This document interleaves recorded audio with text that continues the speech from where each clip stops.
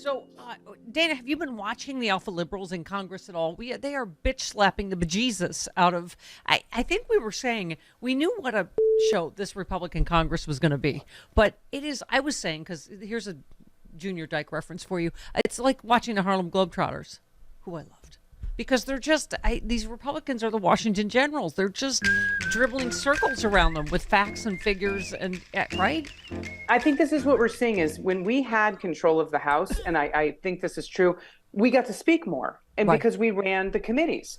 And now, and then you would have the voice come in, you know what I mean, and argumentative, and there'd be like one statement that was like crazy pants.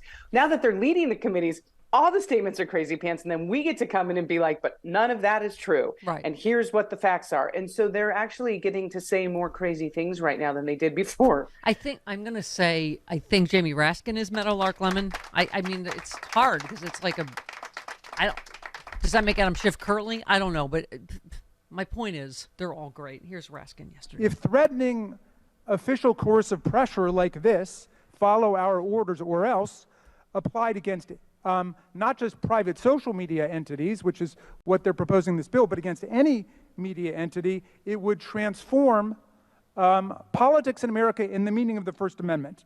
But if we're going to do it, let's do it. And the First Amendment says if this is going to apply to the internet, if it's going to protect Twitter, arguably, which is the conceit or pretense of this bill, it should also protect AT&T against getting coerced into making a deal it doesn't want to make and spending millions of dollars it doesn't want to spend with Newsmax.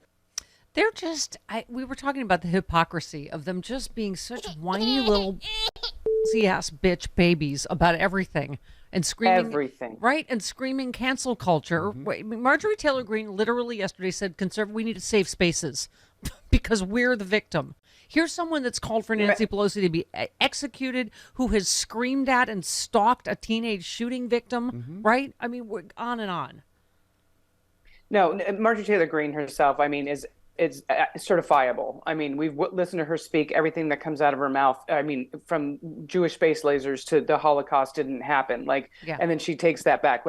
She is crazy pants. So the more she speaks, I think the more that honestly the country's like, okay, she doesn't need to be in power in any committee, and maybe we can get her out of Congress next term. That would be my hope. I mean, we've had so many. The Dilbert guy, says something incredibly racist.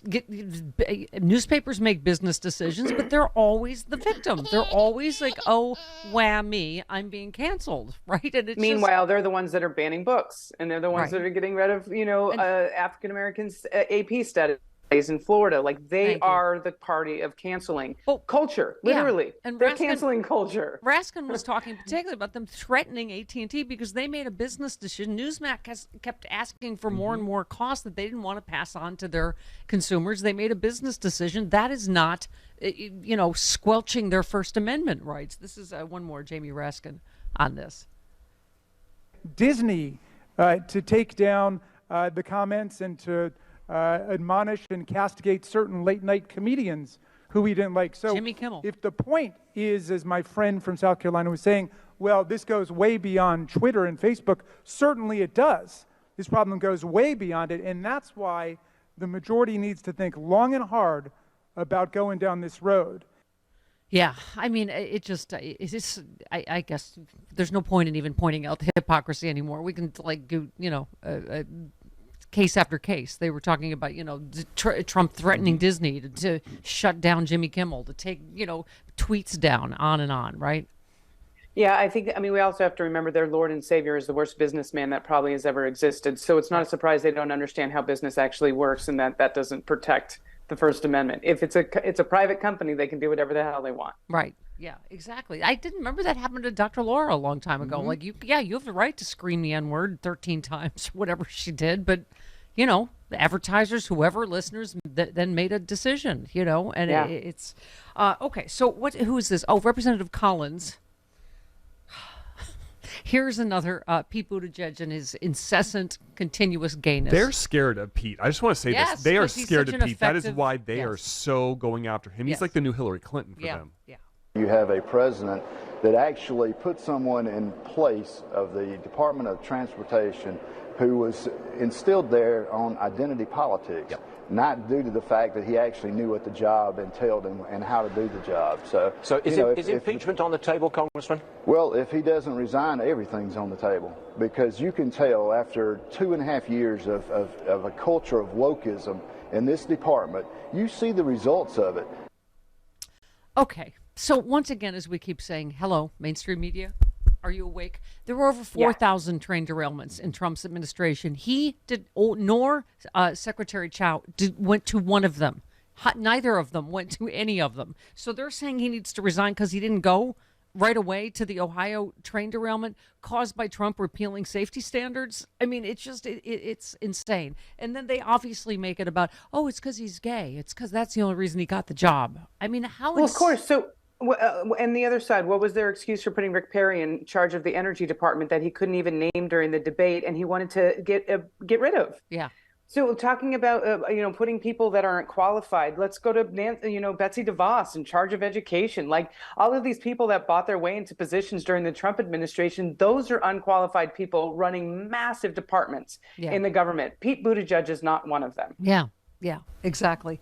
No, and as Travis is saying, they are starting to hate him because he's so good on Fox News. And he is like, when, Mitch McConnell said the same thing, like, oh, he's so focused on woke ideology, blah, blah, blah. And then he's like, how's that bridge that you're standing on that was in the infrastructure bill? How woke is that bridge that's in your district that you went to the opening of, right? I mean, it's yeah.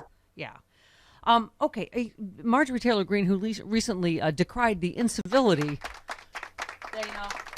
in our politics.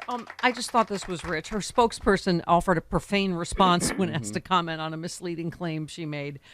Greene blamed Biden's policies for the deaths of 2 young men from Michigan whose mother testified before the Homeland Security Committee.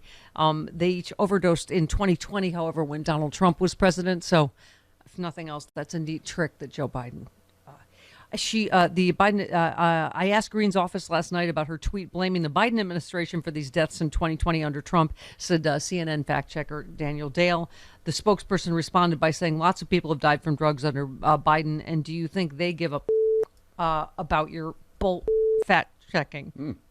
I also gave Greene congressional spokesperson Nick Dyer an opportunity to comment regarding Greene's multiple false claims yesterday about the 2020 election, such as lies that Trump won Georgia and that there were thousands of dead voters there. His response, off. Oh, I see. So she's decrying the incivility in politics, not in her office from her spokesperson, no. but okay. And then just the fact that he would point out that, oh, those people died while Trump was president, that's not relevant to you blaming Biden for the, okay.